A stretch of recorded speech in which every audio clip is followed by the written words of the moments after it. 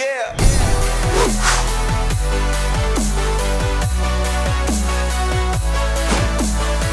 It is finally November. Always one of the wildest months in college football. And it just so happens that the first weekend in November is by far the biggest weekend of this entire season. So welcome back to the Gridiron Expert, breaking down our 5 biggest games of Week 10.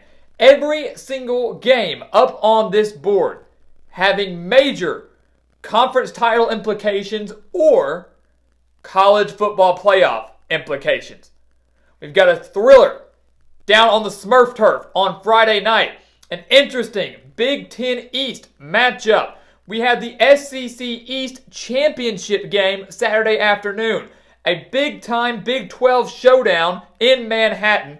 And then, of course, the number 1 team in the country taking on the 4th-ranked team in the country. Practically a college football playoff semifinal in and of itself. One that would drastically shape the ACC race and the playoff race as well. So we are here to break down all 5 of these games. We're going to share our predictions for all 5 of these games. And don't let these 5 games distract you from the fact that the Pac-12 also returns this weekend.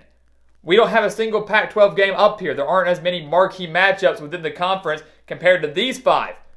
But they are going to join the mix of playoff contenders, of conference championship discussions, and obviously the madness that has been this 2020 college football season. So let's go ahead and start with our first game of our top 5 games of Week 10. Number 9 BYU at number 21 Boise State. This is going to be so much fun, and this is going to answer so many questions. All season long we have asked, is BYU legit? Are they for real?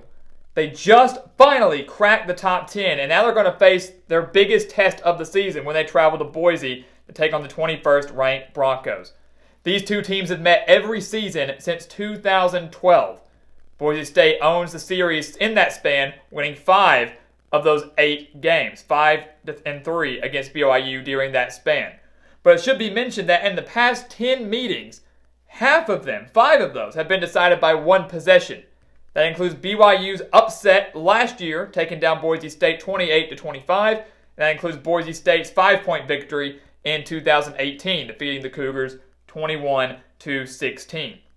And again, we mentioned this is a big game for BYU because they're 7-0. They've won all of their games by an average of 31 points. They have dominated their opponents, but they haven't faced anyone compared to Boise State.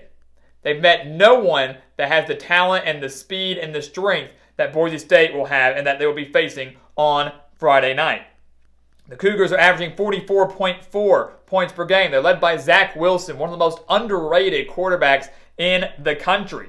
Has 2,152 yards, 19 touchdowns, just 2 interceptions, completing nearly 75% of his passes.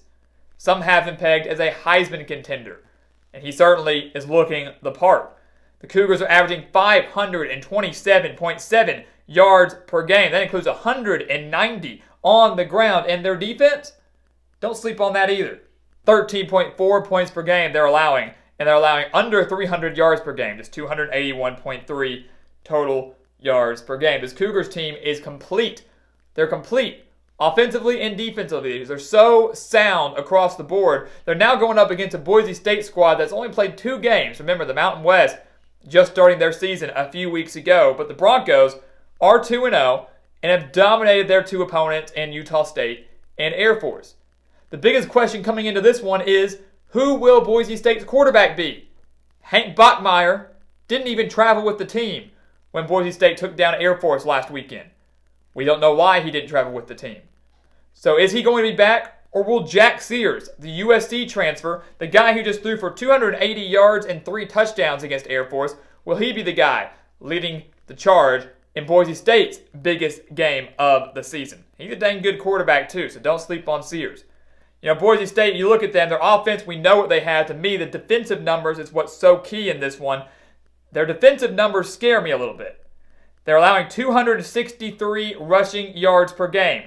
They're only allowing 80.5 rushing yards per game, but let's keep them passing yards per game. But let's remember they just faced Air Force, and they do not throw the ball. That rushing number there, the fact that BYU is by far the most difficult passing test Boise will have faced this season, leads me to believe that the Cougars will go on the road and take down the Broncos on the Smurf turf. I don't think Boise State's defense is up to par. It hasn't been what we've seen in recent years. And while this game is close for a while, BYU pulls away, gets their second straight win over Boise State, and proves to the nation that they are legitimate and that they should be taken seriously. Let's move on to the Big Ten. Number 23, Michigan, and number 13, Indiana. A big Big Ten East showdown. Again, another game that, back in the preseason, it looked intriguing, but no one thought it would be a top 25 matchup. No one certainly thought that Indiana would be the higher-ranked team in this matchup. The Hoosiers, sitting at number 13, a win here could propel them into the top 10. But let's look at these numbers here. It almost feels like a must-win for Jim Harbaugh. And you hate to say that just a few games into the season. But that embarrassing loss to Michigan State at the Big House last weekend, that's unacceptable. And every Wolverine fan knows it. The Wolverines allowed 449 yards. They allowed 323 passing yards to Rocky Lombardi. And if you want to do some simple math, all you have to know is that Michael Penix is better than Rocky Lombardi. And that's going to be something that Michigan has to be prepared for in this game. It should also be noted that 4 of the last 9 meetings between Michigan and Indiana have been decided by one possession. 6 of those last 9 have been decided by less than 14 points. So Indiana, even with some solid Michigan teams, has given the Wolverines a fight. Now I would expect nothing less on Saturday. On paper, the Wolverines certainly look like a better team. They have better statistics. In theory, they have better recruits. They have better talent. But we are certainly have not seen that so far this season. If you really were looking at it, the way these two teams have played, you would know that Indiana has certainly looked like the better team. And I believe that's going to be exactly what we see on Saturday. I have the Hoosiers winning this game in Bloomington, their first win over Michigan since 1987.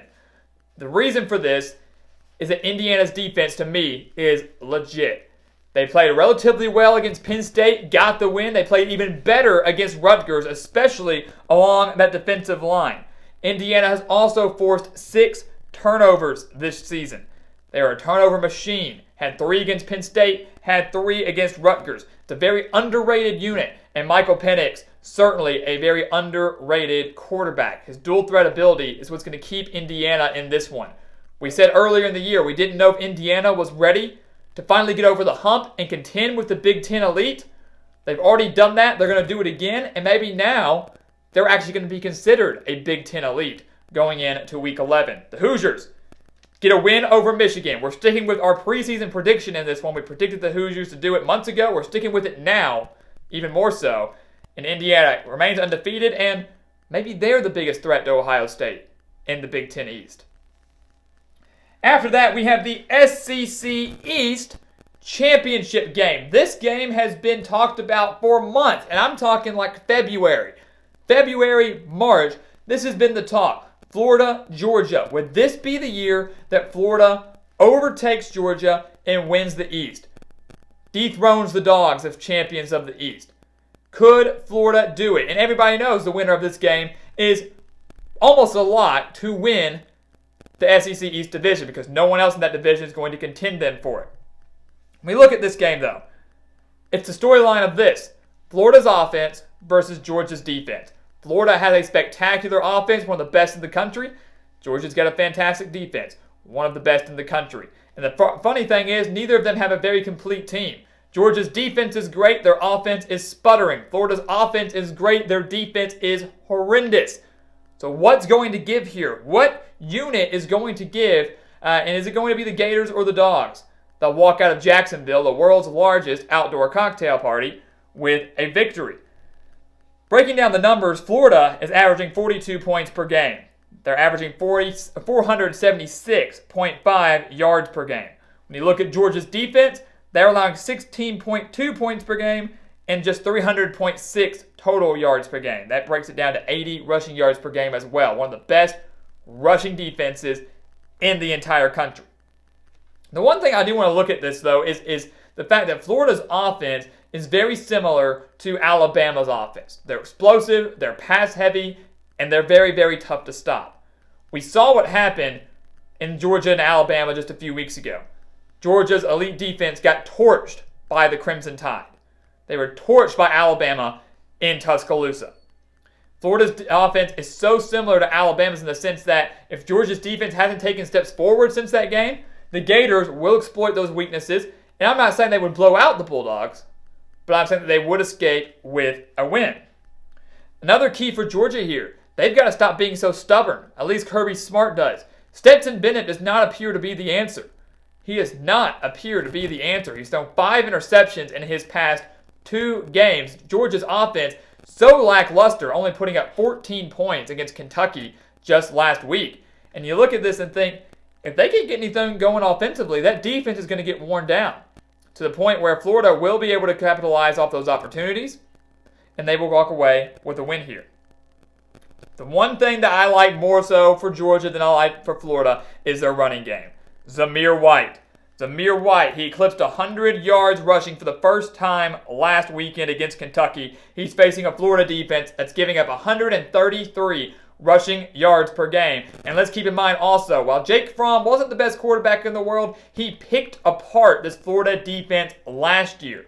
I know last year and this year are 2 completely different things, but Florida's defense, I am afraid, is not going to be up for the challenge here. Their offense certainly is, but I like Kirby Smart, who's had Florida's number since he's arrived in Athens.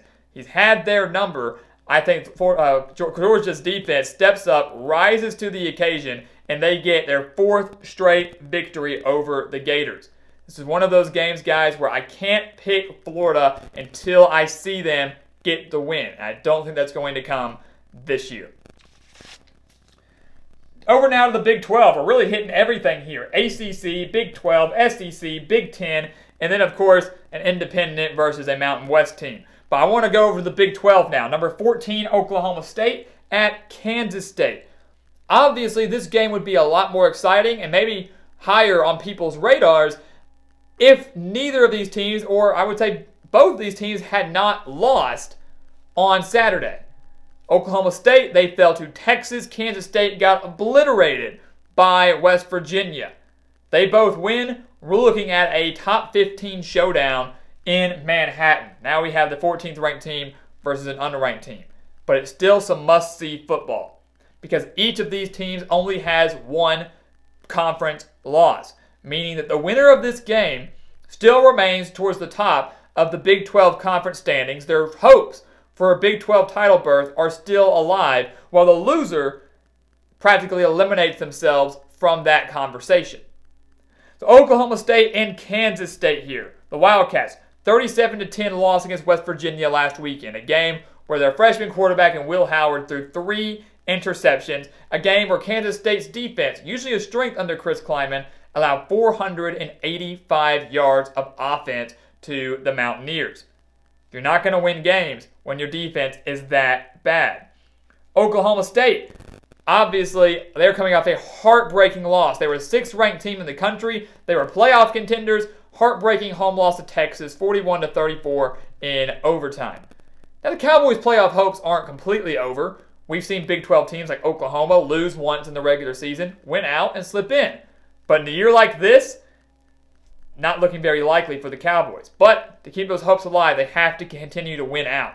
And I think they're able to do just that. The major reason is Spencer Sanders. Since he arrived from his injury, since he came back from his injury a couple weeks ago against Iowa State and last week against Texas, he has been on fire.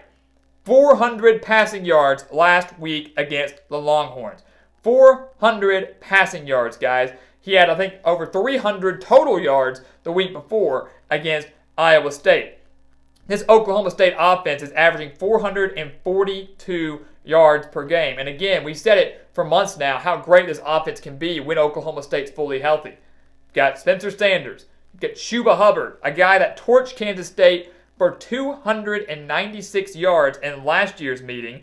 And then, of course, you have Tylan Wallace, maybe the best wide receiver in the Big 12, had 11 receptions for 187 yards last week against the Longhorns.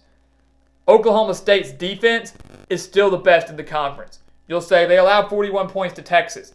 Let's remember that 7 of those, or I think 6 of those came off of a 100-yard kickoff return, and Texas also benefited from a short field quite a bit thanks to 5 Oklahoma State turnovers. The defense, not bad at all. Those numbers making the defense look worse than they really are. The defense is still legit. They are still elite, and I think they flex their muscles in a must-win for Mike Gundy and the Cowboys. They go on the road to Manhattan and get this win, and they're going to set up a monster showdown against Oklahoma, Bedlam, here in a few weeks. And then finally, the other top game of the week. All of these games so big and so important for the respective teams and the respective conferences, but we know there are 2 that mean more than any other. And it's obviously the 2 top 10 showdowns. Florida, Georgia, Clemson, Notre Dame. This is going to be such an interesting game, guys. This has been one of the most highly anticipated games for months now. And it makes this game even more interesting because Trevor Lawrence will not be playing for the Clemson Tigers. We know Trevor Lawrence didn't play last week against Boston College, a game that Clemson nearly lost. The Tigers found themselves down 28-10 before battling back, scoring the remaining 24 points, 24 unanswered points, to win the game 34-28 over the Eagles. They were led by their freshman quarterback, DJ Uiagalelei. Got that pronunciation right this time. DJ Uiagalelei. He's going into his second career start now in the biggest game of Clemson's season. On the road, top 4 showdown in South Bend against a good Notre Dame team. Sure, he had 342 yards and 2 touchdowns last week against Boston College. Notre Dame's defense, Notre Dame as a whole, is a lot better than Boston College. You're also going up against a Notre Dame defense that's allowing just 10.3 points per game this season, and it's allowing just 267.2 total yards per game this season. It's very good Clark Lee defense for the Fighting Irish. This is, of course, the toughest test for each of these teams this season. It's been relatively easy for both of them so far. But the one thing that has stood out to me, before I go more into the numbers, let's look at Clemson's past 2 performances. 2 weeks ago, they played Syracuse, a horrible orange team. And Syracuse was in that game, trailing by just 6 points late in the third quarter before Clemson's defense came to life and ultimately got them the win. That was with Trevor Lawrence. Last week, they were trailing by 18 points at home to Boston College. And it wasn't because Trevor Lawrence didn't play. Let's keep that in mind. It was because it was undisciplined football. Very undisciplined football. Too many mistakes, even though Uiagalelei didn't really make many mistakes himself. Clemson's defense, again, bailed them out down the stretch and got the Tigers the victory. 6 points at home. Those have not been impressive performances against inferior opponents for the Tigers. I know Notre Dame has had the same. Struggled early against Georgia Tech. Only beat Louisville at home by 5. Each of them have had their issues, sure. But look at Notre Dame. An offense led by Ian Book, who's been solid this year. Not as good as we thought he would be, but solid. Over 1,200 passing yards, 7 touchdowns, just 1 interception. He takes very good care of the football. And Notre Dame has surprised a lot of people by how well they're running the ball. 231 rushing yards per game. They face a difficult test in Clemson's rushing defense, allowing just 99.9 rushing yards per game. So similar to Florida, Georgia here, what is going to give? Will Notre Dame's defense rise to the occasion? Will they force Uiagalelei to make some big plays on the road? Second career start, top 4 showdown? Will Notre Dame's rushing defense, will they be able to get anything going? With Kyron Williams, has 600 yards already this season. Him and Travis Etienne basically have identical stats so far in 2020. Across the board, guys, this is going to be maybe the best game of Week 10. Certainly the most important and probably the one that's going to shape the college football playoff race the most, even though these 2 teams could meet again here in a few weeks, in about a month, in the ACC championship game. I originally picked Clemson to win this game many months ago. I've changed that pick now to Notre Dame. We've given everybody so much hate and flack, or not everybody, Notre Dame really, for not being able to win the big games. Brian Kelly's never really been able to do that. I think they're able to do it now. At home, the stakes have never been higher, and while Uiagalelei is an elite quarterback, he's going to be a nightmare for opposing defenses when Trevor Lawrence is gone for real. I don't think he's quite there yet. This is the best defense he's faced, again, just his second career start. Notre Dame rises to the occasion. They come up with a great defensive game plan to get themselves this win at home and really solidify themselves as playoff contenders and put themselves at the top of the ACC standings. I like the Fighting Irish to win at home. To win at home in a close one and a mini upset over the top-ranked team in the country. But I can tell you this will not be the last time these two teams meet in 2020. So there you have it, guys. It's going to be a fantastic weekend of college football. The best weekend we have had all season long. We've seen some great ones. We've seen tons of upsets. We've seen tons of scares. We've seen tons of controversy.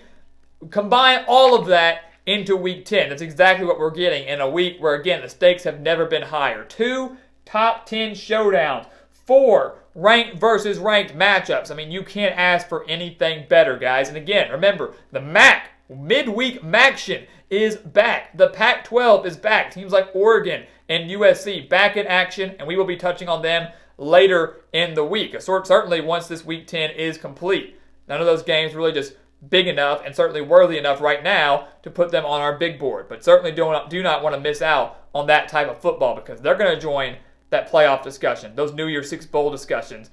Even though it's been late, we have to take them into consideration. So things are about to get real. Again, it's November. It's the biggest month of college football. It's always the most wild month of college football, and it's going to start with a bang this Saturday. So guys, thank you so much for watching us here at the Gridiron Expert on YouTube. Make sure to continue to like, comment, subscribe, and share our videos. And make sure also to check out everything down in that description. I'm telling you, if you love college football, this is the place for you. Everything down in that description is for you. If you want our Against the Spread picks on these games right here, go sign up for our expert picks over on our website. One of the best marks in the entire country. Make sure to go sign up for those. Sign up for our weekly newsletter. Use our BetNow promo code to get that 100% sign-up bonus and $1,000 cash bonus. And check out our Patreon account for exclusive content that you will not find anywhere else. All those things down in the description below for you, the die-hard college football fan. And once again, guys, as always, thank you so much for watching. We will see you next time right here on the Gridiron Expert.